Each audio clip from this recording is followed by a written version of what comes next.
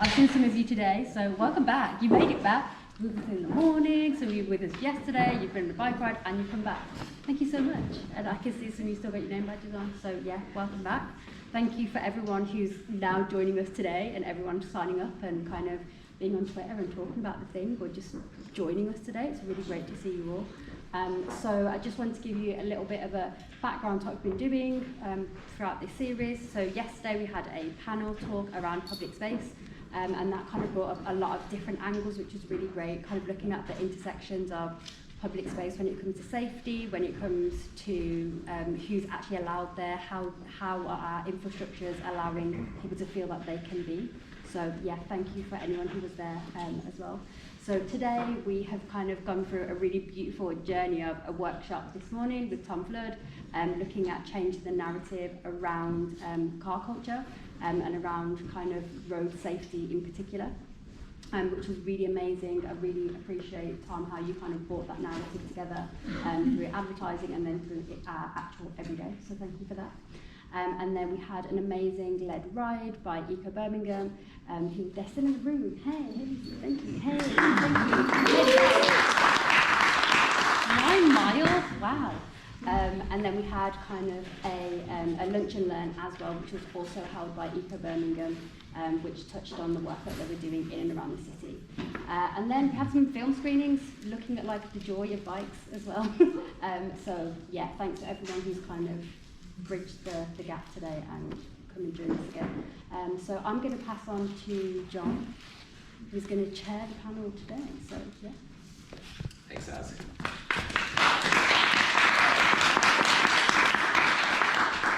Okay, well, good evening, everyone. We're meeting in a difficult, potentially depressing moment.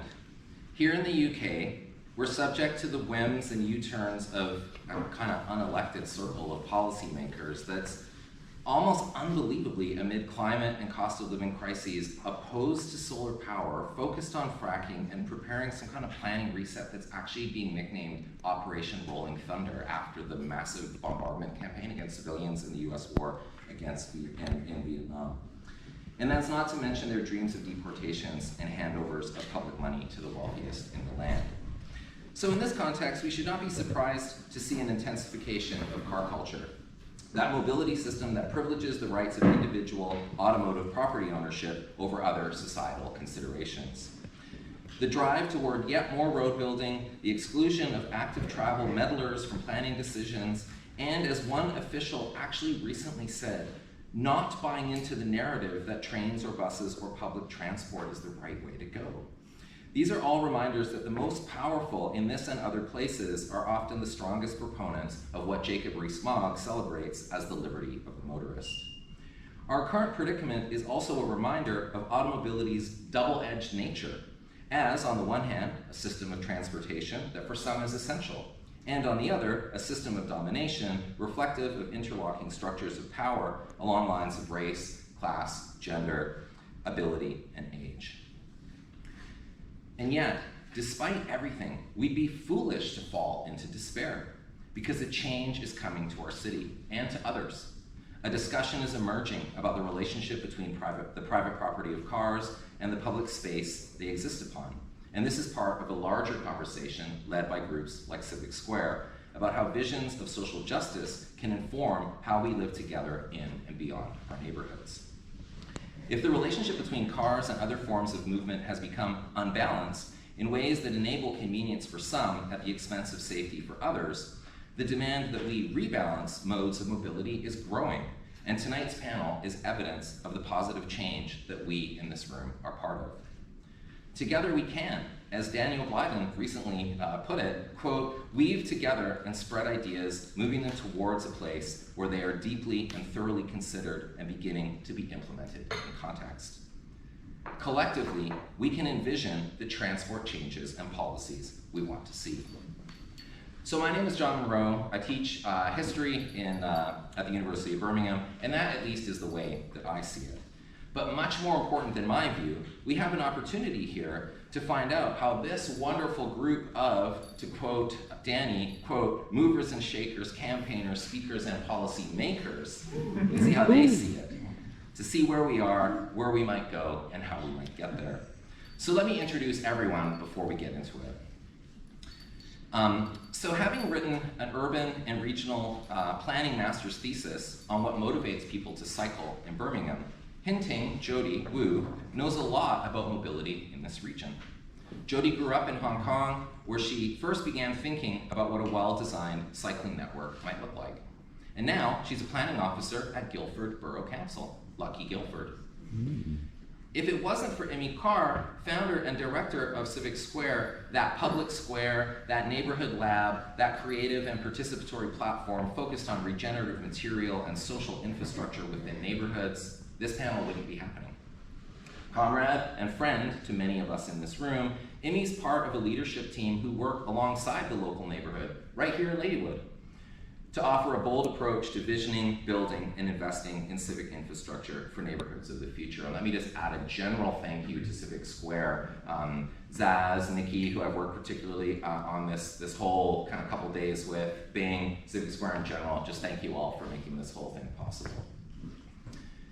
Okay, a couple more introductions here. Now, I have to admit, I sometimes feel sorry for Adam Tranter.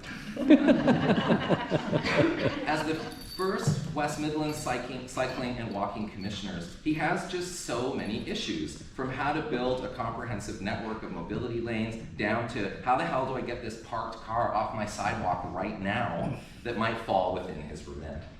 But kudos to Mayor Andy Street for making such a good decision in hiring Adam, who, when he isn't co-hosting the Streets Ahead Active Travel podcast, is doing amazing work in working with Transport West Midlands, the local city council partners, and the Department for Transport to steer this region's cycling and walking policies and plans in positive directions. Sandra Green's work represents that infrequent and yet invaluable combo of being at once expansively imaginative and pragmatically rooted. A campaigner for the climate charity Possible, Sandra's engaged in evidence gathering without losing sight of the vision of a car-free future that animates her conversations with people in their neighborhoods about practical solutions to reclaim the city. Among the projects she's working on are Going Car Free Month, Parklets, the traffic filter survey, the Traffic Counter Citizen Science Project, and Car Free Visions. She also sits on the boards of Localized West Midlands and Walk, Cycle, Play. Okay, now I don't know about you, but when I walk and ride my bike around the city, my daily experience of the dangers of getting around gives rise to long, rambling thoughts about how it's not a coincidence that pedestrians and cyclists are regularly injured or killed on roads, or about how the priorities of the people in power seem to have created a situation that's really unfair to the children of our communities. Thoughts of this nature. So, thinking about this, walking and moving around the city. Then I get home, I open social media to see that Tom Flood has posted that these are not accidents, they are results. Or, we ask everyone outside of the car to be safe so that drivers can be dangerous. And I'll think to myself, that's what I was thinking. Only put properly in like 2,000 less words. You know what I mean? So we're lucky to have Tom with us all the way from Hamilton, Ontario, Canada, where he works in marketing and lives with his partner and 2 kids. He worked in advertising for many years for a range of clients, including corporate branding and automotive manufacturers. Things changed direction for him when he took his kids to school on their bikes and truly saw the serious imbalance in our shared spaces. Now he develops content through Revello Creative, gives talks and workshops around framing and language as it applies to active travel, road safety, and road violence, as we saw an excellent example of in this room earlier today. And now he's coming to the UK to share his perspectives with us. Okay, let's do this. Each panelist has 10 minutes to speak to the question at hand, and then we'll open the discussion to the audience. But first, please help me welcome our speakers.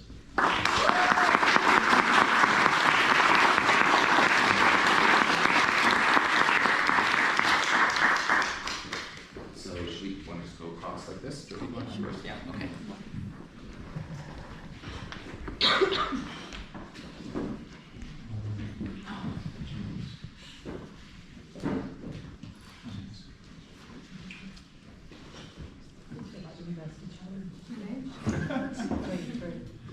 We're not debating each other though. I think. That's true.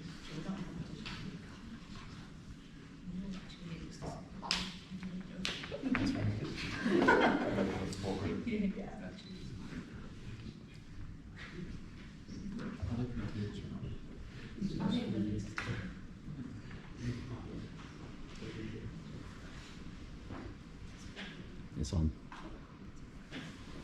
It's on. So, hello everyone, I'm Jody and I came from Hong Kong. I came to the UK a year ago to do a master in the University of Birmingham. And I set my mind on doing cycling for the dissertation because I love cycling in Hong Kong and they were also trying to do a lot of improvement for the cycling network there. And so first of all, I want to share some major findings. My research focused on how the cycling culture in Birmingham influenced the uptake rate in hair. And the interesting thing is, I interviewed 6 interviewees, of semi-structured interviews, and 5 out of 6, they took up cycling at a very young age, and also not in Birmingham. It's kind of an interesting finding because also Birmingham is a very diverse city. So I understand a lot of people came from different places. And 1 out of 6 individuals, she took up cycling because of the cycling group here, like they organize cycling for women and teach them how to cycle. And she took it up at a really really late in life. So that's a very encouraging one, even only 1 out of 6. And then another finding is that when we compare different modes of transportation, first of all, I compared the car, bus, train, cycling, and on the first look, it feels like car costs the least. I calculated by the fuel price about a month or 2 ago. But then, if we really give it some thoughts, we have to maintain the car, we have to buy insurance for the car, we have to find parking space here. So in the end, it's not actually a rational choice if people say, well, because car is just better, faster, or cheaper. And when you look at it, because I took the data from Google Maps, and I took it at a rush hour, so like a Monday at 5 p.m., and then you realize the car, the traveling time is very unpredictable. It says 9 to 24 minutes, in which if we try cycling route, that's for sure 12 minutes, and also obviously you can control your own speed. So it's worth thinking, like, what kind of mode of transportation are really a rational choice here? And because I'm currently working in Guildford, and I think it's kind of well known that it's a rather wealthy place, and that's very evident in the area. Like you see cycling lanes that are only like 3 meters long, and then cycling lane which is so narrow on the main road. London Road is the main road in Guildford. And I really felt for the cyclists because a lot of time when they don't cycle on the cycling lane, they cycle on the driveway, and the cars just can't wait to overtake them. And this is not what I want to see here in Birmingham, and that's why I'm here today. So I want you all to imagine, what if cyclists are seen as models? They should be given the space as a car. And this is what spatial justice is about. Because a lot of times, drivers are only like 1 person in the car, they take up a lot of space. As in cyclists, they were forced to the side, like the narrow cycling lanes in Guildford. And if any one of you are interested in reimagining the space, like how we utilize the road, I would recommend you to use street mix. And this is kind of my simple reimagining of how the road in Birmingham should be, because we have tram system in the center, and we should have cycling lane, we have electric scooters, and I really like how the local authorities also try to test different ideas, like they have bicycle hiring system, and they try the electric scooter. But a lot of work has to be done, like a lot more work has to be done, because it's not safe to use an electric scooter. Last year when I was doing my master, a couple of my group mates, they came to the site visit with the electric scooter. And on the way back, the girl was like, I'm never going to do it again, because they have to go on the highway and they have to go on the roundabout with the cars, and that's really dangerous for all of us. It's not just the motorists. So what I suggest in my dissertation is that, first of all, there are soft approaches we can do, like we have to teach kids how to cycle at a young age, because once they learn how to cycle, they will love it, and then they will want to cycle as a way of commuting. And the second thing is the driver's education is so important, because drivers don't see cyclists as they deserve the space as a motorist.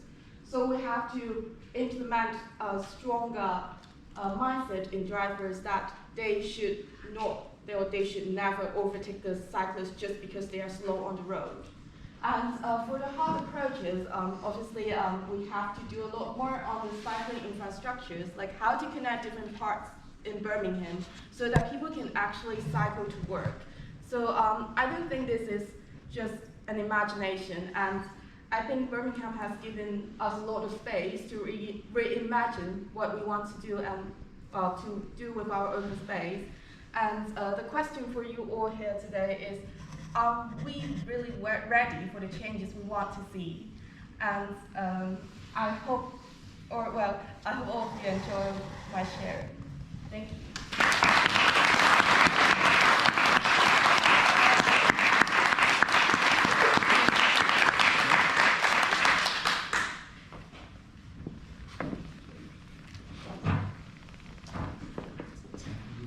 Should we just go in this order? Or? Oh, me. Yeah, sorry, Right. I didn't introduce you in the same order you were sitting.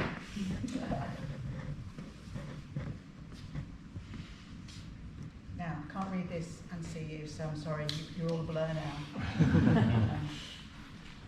So yeah, I was going to do a slideshow, but I didn't get time because my original slideshow talked about all the problems with cars, and I bet you all know them already, so that would have just been wasting everyone's time. So I'm hoping to win you over with my enthusiasm. Actually, while we're on enthusiasm, I just want to say a massive thank you to John and all the Civic Square people for organising this event, and to all you guys for turning up on a, what day is it? Thursday evening, and for the rest of it. So, which is usually not my 10 minutes. So yeah, I work for Possible, a climate charity, and my job title is Car Free Birmingham Campaigner.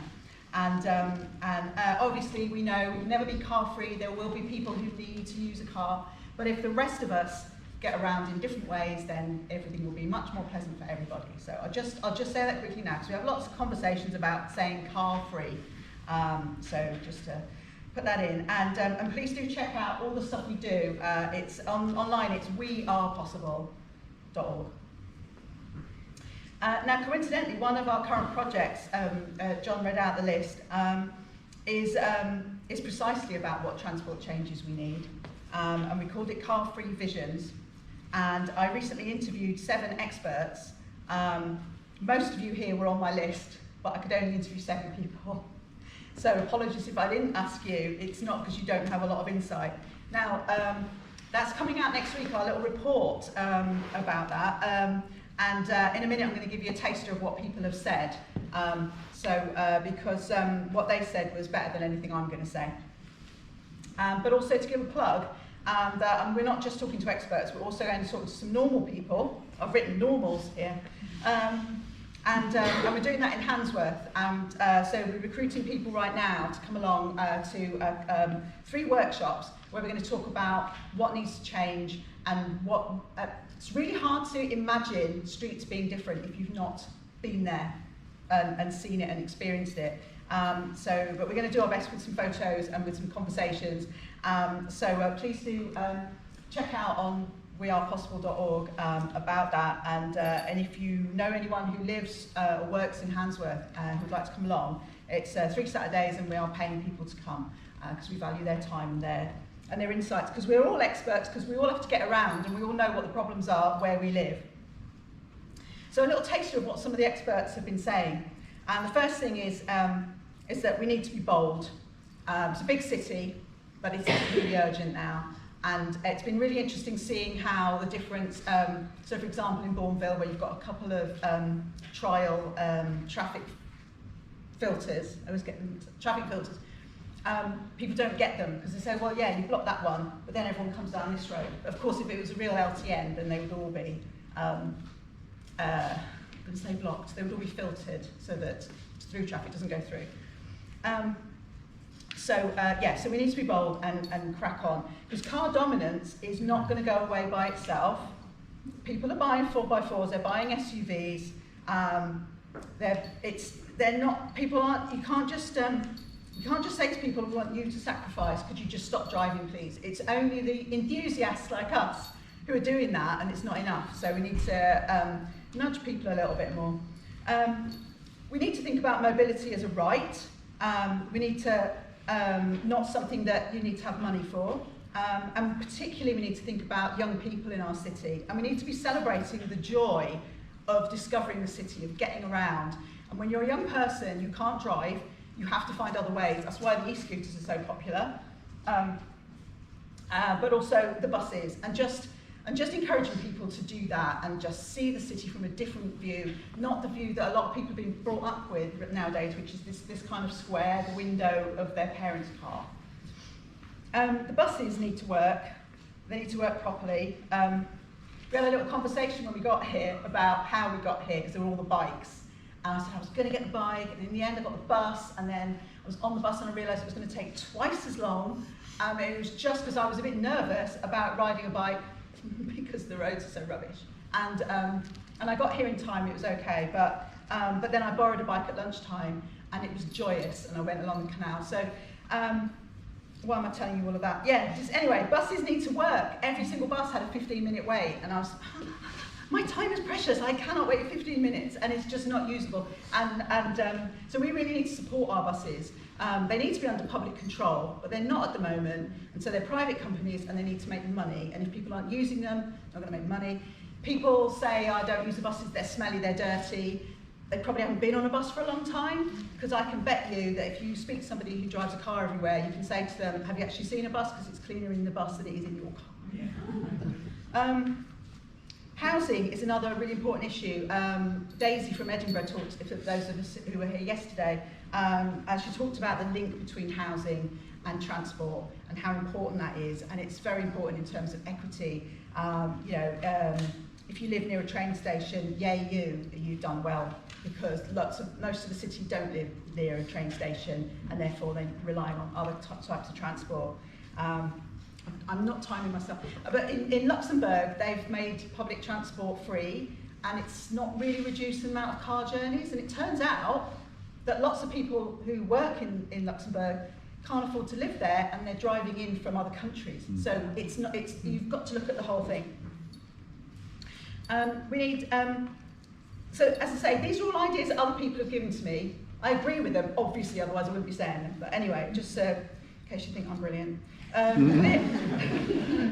Because you would after what John said. Clear messaging. This is really important. I think sometimes the council kind of feel like they're apologising and asking people, is it all right if we do this? What do you think if we do that? And I think we need to no. It's and again, this was mentioned yesterday. We know the why. We know it's got to happen. We know that, when I was little, we used to sniff cars, go, "Whoa, smell that exhaust," And now we know what it does to your brain, what it does to all parts of your body. No, we know that it's dangerous. We can't say in 20 years' time to people who have grown up over these 20 years, we can't say, well, we didn't do anything because it was just too convenient to drive around, even though we knew, I was going to swear then, that we're damaging your brains. And so anyway, I could go on about that ages, so I'll shut up. But yeah, clear messaging, and we're very lucky. We don't, like this morning, Tom was talking about those dinosaurs, the councillors that were so negative and so ignorant. And we're actually really lucky in Birmingham because we have a lot of councillors and decision makers and officers who do get it and are trying to do stuff about it. And they take personal risks to do that, and they stand up and stick their head above the parapet. So we need to celebrate that we have that. And yeah, push away the dinosaurs, but celebrate the ones that are trying and that do understand what needs to be done. And also living by example. That's another thing that came out. One of the experts said we need counsellors to take the bus, to ride their bikes, you know. And we know, yeah, like Liz was here this morning because she rides everywhere on a bike, but lots of other ones don't, and they don't talk about it because it is so urgent. And then. This is funny, when I did my notes, I realised I put it in twice, but I'm going to do it again because it is really important. We've got to be bold. We can't just do little stuff. We really need a sweeping change. People can't imagine what it's going to be like. If you go to other cities, other countries, it's lovely, it's fine, and people will get used to it, but we have to do something, and we have to do it everywhere. Because otherwise it won't make a difference. We can't have the argument, well, there's lots of people on the boundary roads. Yes, there are. There already are lots of people on those roads, and it's just going to fill up more and more. It sounds a bit hysterical now, so I'll calm down. Well, yeah, when the government banned smoking, lots of people said, you can't do that, it's our personal freedom, how dare you? And they said, no, because we know it's killing people, we can't just stand by and let you do that. And now, you know, if someone, we get it, everyone follows the smoking pretty much, don't we? It's changed, society's changed. And then the final thing I was going to say was, John was one of my experts, and I talked to him about people objecting to low traffic neighbourhoods and other changes, and they were saying, yes, but it's going to really, I said, I can't believe people are talking about their own minor inconveniences because they're saying I've got to drive all the way round if you make my street a low traffic neighbourhood. And I was saying, but my kids are breathing it. Oh, my 10 minutes are up. It's my last thing. Thank you, Shivaji. And I was saying to John, you know, I can't believe people are talking about it's a minor inconvenience. And John said, no. We don't want them to have a minor inconvenience. We want it to be a major inconvenience. We want them out of their cars. And I think that's a very good place to stop. So,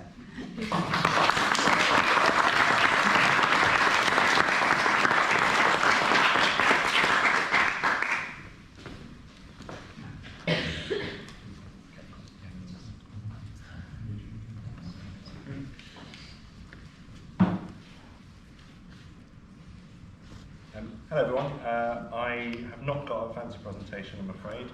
I'm going to move these orange peels and put my phone here so I can remember So does mine. Oh no, there was. You want fruit? You can do fruit. Cool, so hello, I'm Adam Tranter, I'm the West Midlands Site and Walk Commissioner. Thank you for the introduction, John, and for the invite, and if I could be as, even just a tiny bit as articulate as you in the introduction, I would be delighted. I want to give you a little bit of background about myself, but also what I'm doing. I must say, I feel slightly conflicted being here and awkward because ultimately at heart I'm a campaigner. I got into all of this because my kids wanted to cycle to school where I happen to live. That became very difficult. I set up a school cycle bus with my wife. We cycled to school with all our, with my twin boys who were 8, who were 6 at the time, with all their friends. We cycled through the park. Of course, you're not allowed to cycle in the park, so old men shouted at us. I kind of got this just raise of anger about what can I do about it. And then I started to volunteer as a bicycle mayor in my home city of Coventry. Coventry is, you know, a motor city, if you like. And I thought, well, if we can do it in Coventry, we might be able to do it, you know, show the country that we can do it anywhere. And Coventry, I was lucky because Coventry was already starting to think about the things that it might want to do and giving people options and choices. And I've been a campaigner, which is, you know, I've been really interested in communications, really interested in what Tom's been doing. In my background is in communications, so I've set up the Bike is Best campaign. So a lot of the stuff is all, for me, is all about how do we sell it, how do we get people on board, and how do we use that to make change. And as a campaigner, I kind of threw out these sort of, not abstract ideas, but, you know, these fairly forthright suggestions. We need to be bold. I absolutely, totally agree, and that's where my heart's at. And then the Mayor of the West Midlands, Andy Street, said, well, go on then. And I was like, okay, right, let's go and do it.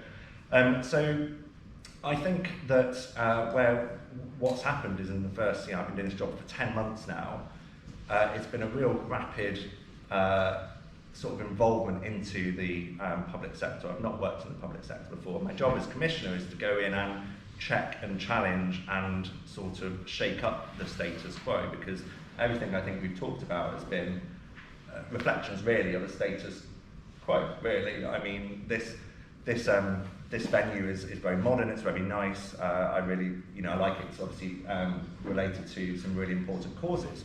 You go on the website, it says we're proudly outside the clean air zone, there's lots of parking available, etc., etc. That's not because it's a bad venue, it's a great venue, but we are so deep rooted in the status quo that this is going to be a huge shift and a huge change. So my job has been about trying to build consensus very quickly. The West Midlands has about 50-50 split in terms of Conservative and Labour MPs. It has 4 Labour councils and 3 Conservative councils, and those people have different views.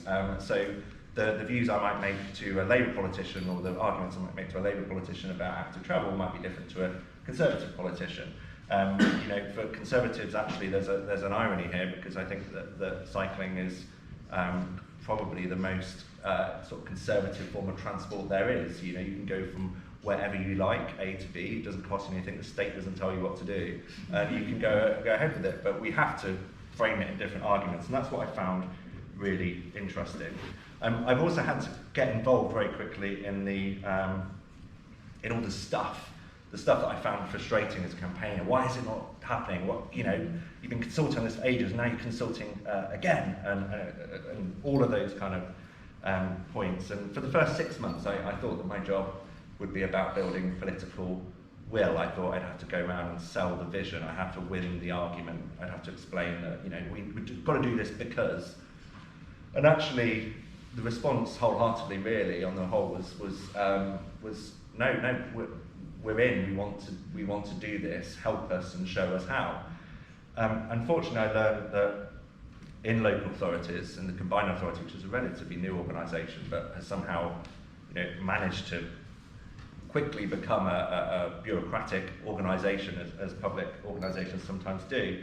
And I found that the easy stuff is really hard, and the hard stuff is actually really easy. So one of the things that I think we've been really successful in the West Midlands is securing funding. We have unprecedented funding for active travel. In the active travel funds, we have around, in the last round was 17 million, for example, the second highest award in the country, the most amount of schemes awarded in the country, for the City Region Sustainable Transport Settlement, or CRUSTS, as my colleagues call it. We've received over £1 billion, of which £254 million are for schemes that will enable active travel. So they're key corridor schemes, bus and active travel priority, for example. And the stuff that should be easy is actually really hard. So, Phil Jones is my technical advisor, you might know him. He co-wrote LTM 120, so you want him on your side to build good stuff.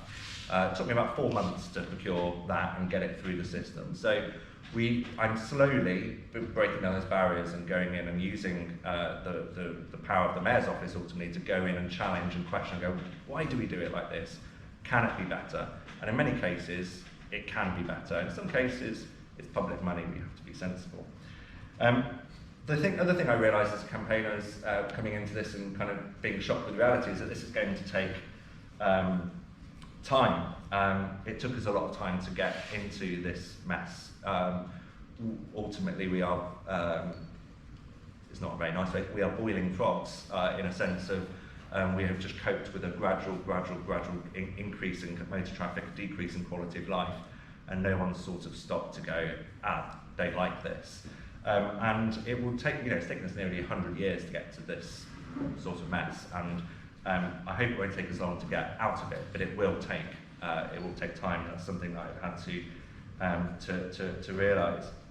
I also realised I need to hold the pen as much as possible, so that is about having influence, and some of the issues that I found most frustrating as a campaigner was not actually because the politicians didn't want it or they were anti it, etc. It's because the person who had been given the opportunity to make the decision in the local authority had a sort of that deep-rooted status quo. I give you one example which is sort of quite nerdy and boring, but really interesting, is we're currently working on a scheme and they said there's no space for cycling. And I said, well, what do you mean? There's loads of space. He said, no, there's not space. We've modelled it and there's not space. And I said, well, what modelling are you using? And they're saying, well, we're using 2019 modelling, traffic modelling. I said, well, that means that you're assuming that traffic's going to continue to rise. And they said, well, it will. I said, well, our local transport plan says it's got to decrease by 30%, and our cycling's got to increase by 700% by 2030 to hit 2041 decarbonisation goals. And I said, go and model it as if we have to reduce 30% of traffic. Oh, there's space now, because they've got rid of the two right-hand filters for private cars to get to merge into a turn. So this is boring stuff, like I cannot tweet about this, or it's just so boring, but it's the important kind of work of holding the pen and being in that meeting at the time. The other thing is business cases. You know, the government says we're going to give you £17 million. Here you go, crack on. And the government announced, you'll have heard it, we're going to build stuff quicker. But the reality of that situation is we also have to build an entire business case to then say, here's how we're going to spend the money, and we're going to spend it well. And you know, I found myself going, you know, there's a business case on my desk at the moment, 8 pages long, which allows children to safely cross the road. Like, we don't need that, you know, we ultimately, crossing, you know, this is basic infrastructure, this is kind of human rights stuff, we should be able to cross the road. So some of this is my campaigner in me kind of coming out and going, how can I change this? And some of this is how do I work with what I've got and make this as effective as possible. Someone talked about, I think it was Sandra talking about the good politicians we have here. I genuinely believe we're in a really good place. I wanted to kind of put my campaigner mode back on, because there's so much I know from knowing some of you is that there's so much enthusiasm in this room for making change and getting stuff done. And I wanted to mention a few things of where I think we can you know, work together and get that stuff done. One of the issues that we have is building capacity. So I think I think if I was still purely a campaigner and making points, I would be making points about the sizes of the teams working on this stuff rather than the political will for it. Birmingham has a great vision. You've heard some of it from Liz, she totally gets it. But effectively there's you know, 1 or maybe 2 people working on active travel in the largest local authority in the whole of Europe. So they have got, and they know this is a problem, and they are trying to desperately hire. There's a skill shortage in transport, there's a bit of employment where we've got all these headwinds that we need to come up against. But we need to build capacity. And we secured £3.1 million from the government in revenue funding, which is quite hard to get, to build that capacity across the region. So we might have to do, I'm not even halfway done, and we've been told I'm done. Sorry, this is why I should prepare. So finally, I just wanted to talk about the things we can do together. So talking about the things that are going to unblock those blockers, I think capacity, the skills is a really big important thing.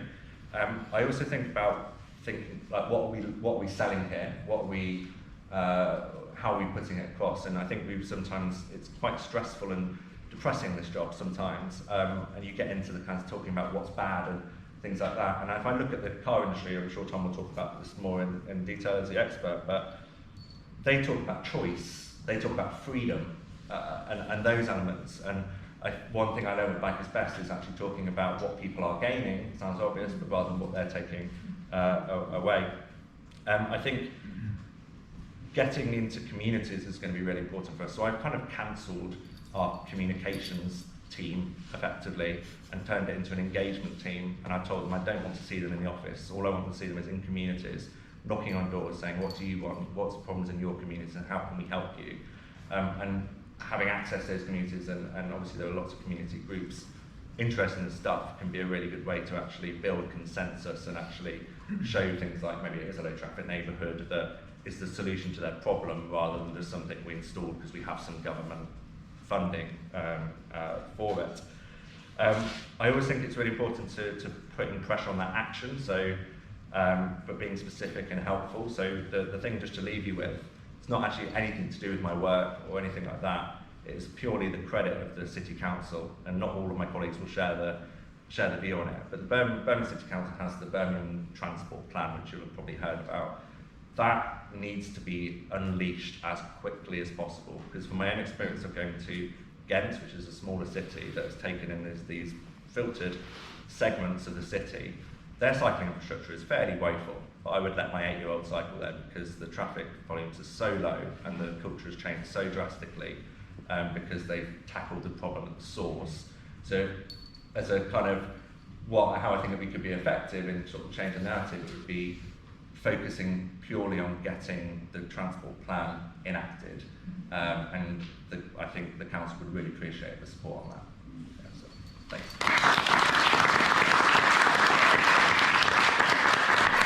Moment where they had not had any of that for lots of reasons. They were the shit on the shoe of this country when they got here, and they had to leave the one that they were from because partition ripped it apart. So getting a car was at this moment, right? Like, it'd be like, oh, to my mum, my nan would be like, congratulations, the Ferdinand's got a car, right? So I was lucky to get a car when I was quite young because I played hockey and I had to travel around, and my dad was sick of it. And then he was just like, please go and do this yourself. And it was this moment of absolute freedom, like, oh my God, and like, look at us, and my parents were like, we made it, you know, like we came from wherever, and now our kids are free. So I want to say it from a point of view of like, just a positionality of like understanding what it means to come from like an immigrant working class family, and then those moments happen. And then I was really lucky at the Impact Hub to meet someone called Andy Reeve, and he was like, you know, this is ridiculous, there is another way. And so I started Cycle, and then the rest of you will know. The story never ended. Kaur has fixed many of my bikes over the years, and he will know that, you know, now I can't understand why you go in a car anywhere. I will do double the distance to go by train and by bus, and I've got a cargo bike, and 2 kids can fit on the back, or an adult can sit on the back. There we are, there's me and Tom on my turn, and you can leave that up if you want for loads. And so we'll ride everywhere, right? And I ride everywhere and I love it. And all of the things that people are going to say in this room, I agree, okay, like I agree, but that's not where I'm going to situate myself in this. I've been part of this movement for the last 7 or 8 years, and I agree. I agree with every part of the story, and I want to share something else. And particularly want to build off Adam's point of getting to the root of the challenge, and some of the ways that I hope that we as ardent cycling activists can also see a bigger picture, can see other oblique parts, and to see ourselves as intersectional activists and practitioners and residents of the city that can see the stories between many parts, and not only fight for what we care about, but to be the weavers and the storytellers of something much bigger, not because I disagree with anyone, and because I know what it's like to accidentally say the wrong thing in a room like this. That's why I'm saying it, right? Like, I'm not saying it's an and for me. Everything else and. I haven't been here the last 2 days, unfortunately, because I've been at a climate justice conference, so I actually don't necessarily know what everybody's been agreeing or disagreeing on. But yeah, look, this is how joyful we all know life can be, right? And even as someone who's fairly fit, I love an e-bike. It changes the absolute everything about travelling and across the city and all those things. And so I want to just take us back a second to say, look, I have a feeling that this conversation we're having is not going to be the one that we're going to be having in 2 or 3 years' time. IPCC scientists, who I was with one of them yesterday, talked about by the spring of 2024, we will hit 1.5 degrees temperature warming, and we are on track for 2.5 or 3 degrees temperature increase, and this will set off a number of things that will make most of the conversations we're having in the global north irrelevant. At the same time, we will have a responsibility to the global south, which we currently are not even taking seriously within this government, and we will have a set of issues that are far broader than the ones we're currently stuck in.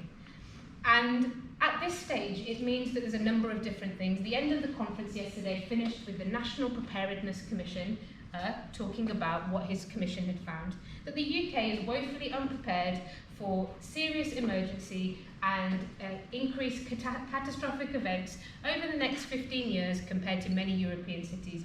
He told us that the current government does not care about the commission, have started to ignore it, even though 2 prime ministers before had put this commission together. He said to us, the only thing he currently has to say to all of us is, please start to build local resilience, because none of the points in the National Preparedness Commission that deals with emergency and catastrophe, of which they are predicting many more in the next 10 or 15 years in the UK, we're not doing anything. right? A lot of the things have been pulled back and he's incredibly worried. So when we start to think about some of this, I am really lucky to work with a number of partners such as Dark Matter Labs and others who are starting to work with cities who are thinking about integrated approaches, like getting to the root of the problem. So, if we know that most of our developments in Birmingham are concrete juncles, even though they've just been made in the last few years, we know that the types of issues we have on our hands around urban heat islands, around what's going to happen with flooding, with our ability to deal with this, it's severe. And so we also know that there's a number of different really exciting moments that could be a portal to something new.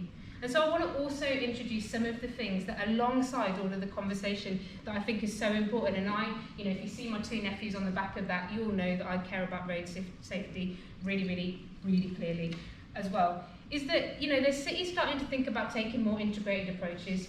We know that we do not have the carbon budget to carry on with what we're doing. We also know we don't have the lithium stores to have electric vehicles replace cars. Electric vehicles are there to support the car industry, not to support the planet, right? We know that electric vehicles will be one part of a very important accessibility and transit for deliveries and emergency vehicles and all of that. We know there's going to be a role for them. This is not there's never going to be cars, there's never going to be vans. We know they're going to have a specific role. We know that we are going to need to give over much more of our road space to tree canopy cover, to things to support our roads from floods and and water, to support our neighbourhoods from drought and so on and so on. There's so many things we're going to need to do. And so when we start to think about getting to the root of this challenge, I'm interested in loads of different things, right? I'm interested in movements that don't see what happens to people and the planet as collateral damage to whatever it is that we need to get from A to B. But the issue, I'm interested in things like public luxury, private sufficiency, I'm interested in all these stories. But the issue is when you go and talk to everyday people, they're not saying to you like, I disagree, despite what the Daily Mail tells you. They're stuck in a web of shit. Like really difficult life things, really, really difficult. And a few years ago, some of you might have remembered that thread a piece I wrote, maybe you didn't, it wasn't that iconic, but I basically talked about the fact that things like the Green New Deal, things like the green transition are so important, jobs transition are so important. So I think the future of getting to the root is also lots of oblique strategies, right? They are lots of oblique things that impact the main story, and that's why I also think that this has to be a climate justice story. So when we did the Clean Air Zone, my suggestion was the first thing we should have done is started a deep job transition for Birmingham taxi drivers. Right? If you start to think about what it means to create high quality green jobs in future industries with good prospects and security for people like taxi drivers and people who felt most affected, what do you think is going to happen? People are going to be like, in that car all day, taking in my own fumes, earning this much, with very little security, or, oh, over here, hello, I'll go over here towards this space. The stories about this aren't just necessarily ones that are the obvious, like we've got to fight for that lane, we've got to fight for this moment. Because I also think that, given if we're listening enough of this seriously, things are going to change in very, very significant ways in the next decade. I think we have a strong hope to be able to say more of our roads will be given over to tree canopy cover, to active transport, to safe ways to move across. I think it can be real to say that the majority of people will travel around the city on electric bike or other such things, and cars and other pieces of that infrastructure will be there for those who need it the most.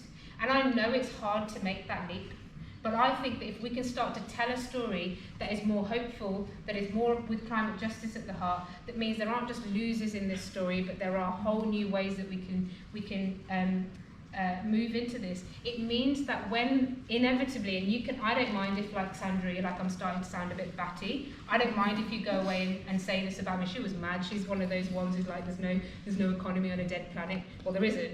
But I am one of those people, right? Because I think if we can start to think about that way now, we won't just be victim to when those things happen. We will actually have built infrastructure to be ready for that. We'll actually have started to build the businesses, the stories, the jobs that people will move into. Like Danny says, the revolution to be irresistible.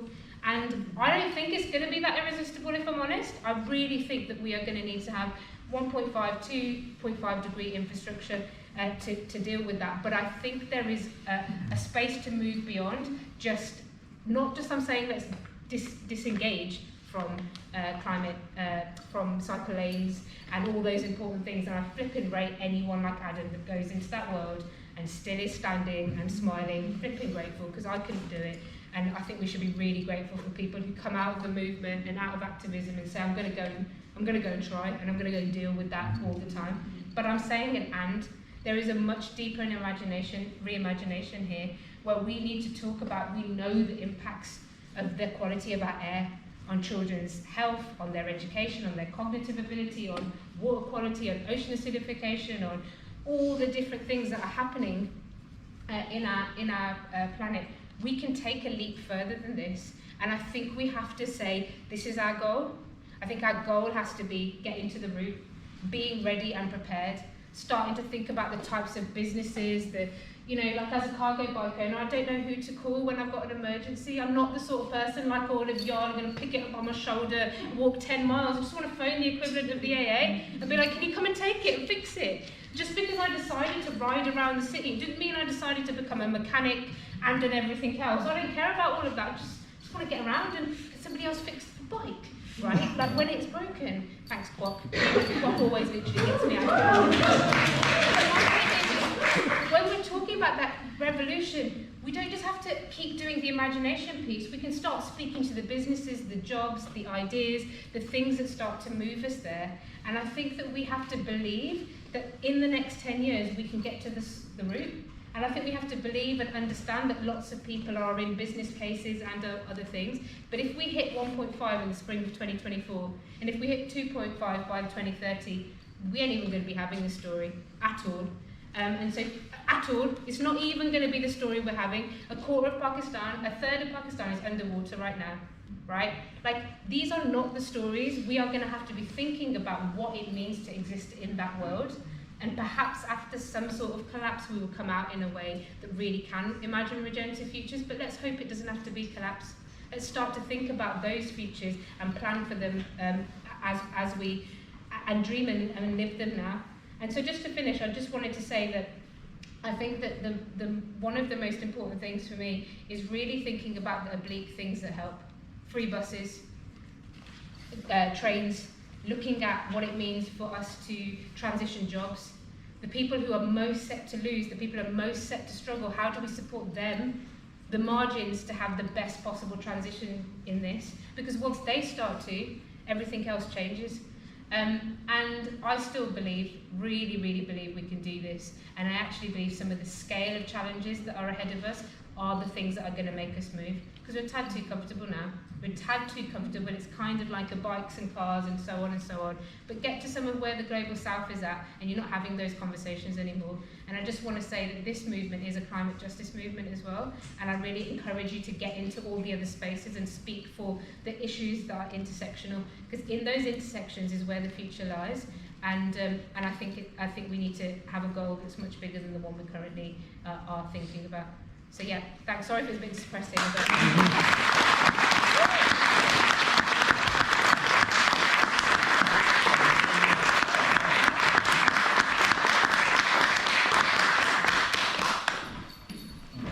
Don't think I can follow that, but oh yeah.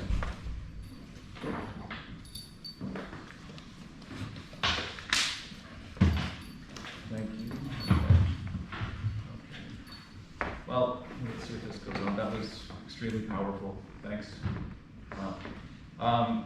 Let's see if this connects first. Hold on. It's me again. So I've been talking for 2 days now, so thanks for listening and being a part of this. And for anyone that wasn't here the last couple of days, John, you gave such a great intro to me. But yeah, I don't come from transportation, planning, academia, any of those spaces. I come from the marketing world. Let's see, hold on, let me just make sure this connects properly. Let's see here, sorry. Okay, so the question is, how do we create change? So there's lots of ways to affect change. We've already heard a whole bunch just now.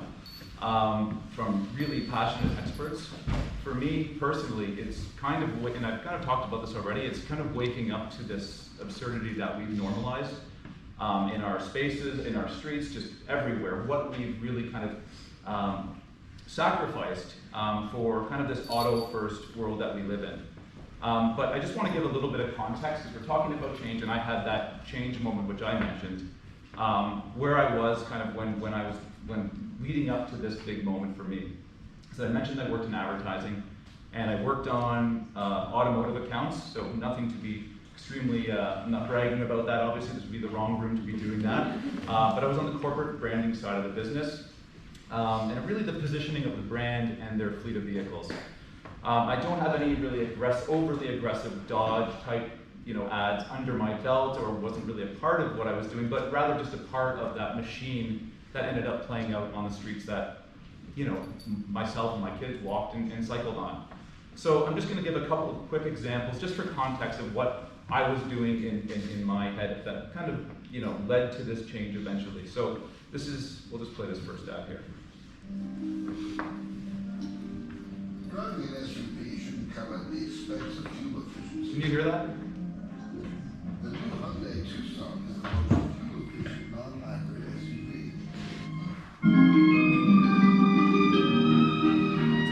It's what inspired us to make this entire conversion as energy efficient as possible.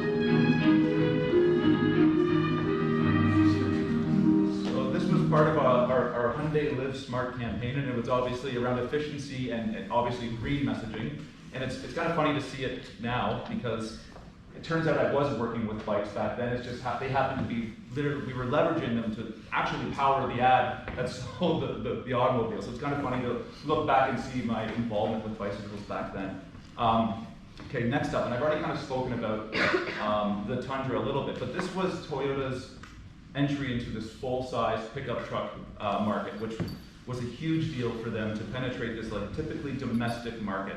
So they need to be accepted in this world, as a powerful and relevant competitor to the big three, the Detroit three. So you can ignore the type of ads here, because this is kind of really old now. They're old-time digital big box ads, but it's the content that's somewhat relevant still. So a man with big dreams needs a truck that can handle them, right? It's all about power, capability, size, right? Again, just really trying to line up against the Fords and the Chevrolets and the Dodges at the time.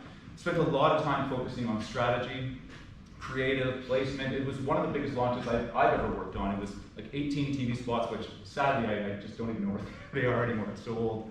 Dozens of print, online. We were doing sponsorships, test rides, all sorts of stuff. But this is kind of where my head was for quite a lot of time in my career. Now here's a shot of me in our industry publication. And again, I'm not sharing this as a boasting about this campaign, because again, this would be the wrong room to tell people that I was putting bums in trucks one hootenanny at a time. And I didn't really want to show this photo because my kids have made it very clear how much I've aged since I was that person. But I feel it adds kind of context to this journey and where I was at, and kind of the discussion around change. The interesting part is that, as I mentioned this earlier, is when I was working, these types of jobs, I was commuting in by bicycle, taking transit, I was walking. So I was spending 15 minutes every single day kind of fighting the effects of our culture of the car. Dangerous streets, drivers, oversized vehicles, transit backups, all sorts of things. And then I would spend 10 to 12 hours a day developing content, creative and strategy, kind of perpetuating the very culture I was battling every single day. So it's a really powerful testament to how strong this kind of auto culture, the hold it has on us. I couldn't see it, and I was right in the middle of it. So I've already mentioned a few times these two people right here, these kids. This is what woke me up, taking these guys out on their bikes. It's a pivotal moment in my life. The light bulb went off. Couldn't believe how dangerous it was. I know I speak about this a lot, but it's really, it just changed everything in my life. It just completely woke me up. So it's a really kind of, once you see it, you can't unsee it. So one way to try to make change is to make people see it. I think that's very valuable. Adam has been doing an incredible job of this already. He mentioned the Bike is Best campaign. It is absolutely incredible. So, hats off, Adam, for what you've been doing and the way you've been positioning these things. It's been amazing. But the imbalance we've normalized I truly think it needs to be exposed, from the way we design our spaces to the way we talk about them, which we went through kind of today, and how we frame road safety and road violence, and the lack of weight that we put into the discussion, especially around the violence that happens on our streets. You know, from residents to authorities to the media, and it's not just about word policing, as Jessie Singer has said so well. She's an author that just released a book called There Are No Accidents. It's more about the positioning and, again, the weight that we apply to, you know, the negative effects of our car-centric streets and the way and the effect they have on us. And it's the lack, this is to Adam's point, the lack of celebration of the positive effects on these human-centric spaces that we all benefit from. It's that balance of really showing, you know, what we lost, but what we can really gain by changing and giving the streets back to the people, essentially. And we rarely do this because in so many cases, you know, the only metric of success seems to be, you know, drive time in many places. So we've normalized this imbalance, and we need people to wake up and see it, I believe. We've normalized, you know, reckless auto marketing, monster vehicles, right? They're getting bigger and bigger. We talked about this today. We noticed this, we've normalized this kind of street design, right? This took a long time, and I mentioned earlier today, for us to even get small changes to this 5-lane, one-way street. You know, after there was carnage, daily carnage. You know, this kind of carnage, crashes and vehicles on sidewalks, right? And flipped trucks are more normal to see in many cases than kids walking to school. This is what I showed earlier, or I think yesterday, but there's a little bit of a Lego truck there. These were happening so often, my kids actually recreated one of the vehicles that hauls away destroyed cars, which is really, that was another big moment for me when they actually started to implement that type of scenario in their play, in their free time. So this is, you know, these ridiculous approaches to road safety. You know we need to move beyond this. We have to get beyond normalizing these approaches. And again, the perverse language we use around road violence, it needs to change. People need to understand the weight and the gravity of the situation. And we have to connect the dots between the violence on the streets to the way we speak about it, because we refuse to talk about it. We did this earlier. We refuse to talk about it with the seriousness that it truly deserves. We've denormalized walking and rolling to school, right? We have to do everything and anything to flip these approaches to make people see it. I truly believe that. They need to be awoken to the serious disconnect, again, to the imbalance that's on our streets and the way we talk about it. So, I shared this earlier. I had really no intention of being in this space whatsoever, to talk in this space, to write in this space. I really thought it would be a fun time for me and the boys to bike to school one morning. You know, it kind of went sideways. So people can change and see things differently. I know, because I did, right? To wrap, here's the end frame of the latest Tundra ad. I showed everybody this earlier today. I slightly tweaked it, as you can probably see, but you know, it's being positioned as the vehicle, the perfect vehicle to get a coffee with, right? It's ridiculous at this point. And as I mentioned, I worked on this vehicles campaign many years ago with very different positioning. It's full circle for me seeing this. I never thought I'd be writing about the Tundra again, and you know, not in this context for that matter, in which I wrote a little article about this very piece. So if the positioning of a pickup truck, you know, from a durable, heavy-duty workhorse with a construction site can change to a casual city vehicle to grab a cappuccino with, you know, then anything is possible, and I actually believe that. And I know maybe we don't have budgets to scale like automotive manufacturers or the massive machine behind them, and it's an uphill battle for us, but it's really one worth fighting for. I don't think we would have too much of a choice, and not to be too cliche, if there was absolutely zero hope, then I don't think really any of us would be sitting here today. So to me, we need to just continue to find ways to highlight this imbalance to that, and the benefits of the human-centric spaces to the middle ground that just haven't seen it yet. They haven't woken up to this, to what's really been normalized on our streets. I think it's extremely important to show that, because most people are rational, and when they are presented with something as, you know, it's just, we've done such a great job of normalizing this imbalance that we just have to work backwards now. So how do we make change? Well, I think number one, we need to put the humanity back into the discussion, and then with that humanity, we can truly see the imbalance and absurdity that we've normalized. And then with that clarity, I truly believe that we can treat this space with the seriousness and weight that it actually deserves, that'll hopefully push for the change that's needed. So again, there's many ways to make change. This is just one way in. I think everyone's got to be firing at all times, doing many different things. But just to me, reframing and highlighting this imbalance and what we've normalized is one way we can do it. Okay, I'll end. Thank you.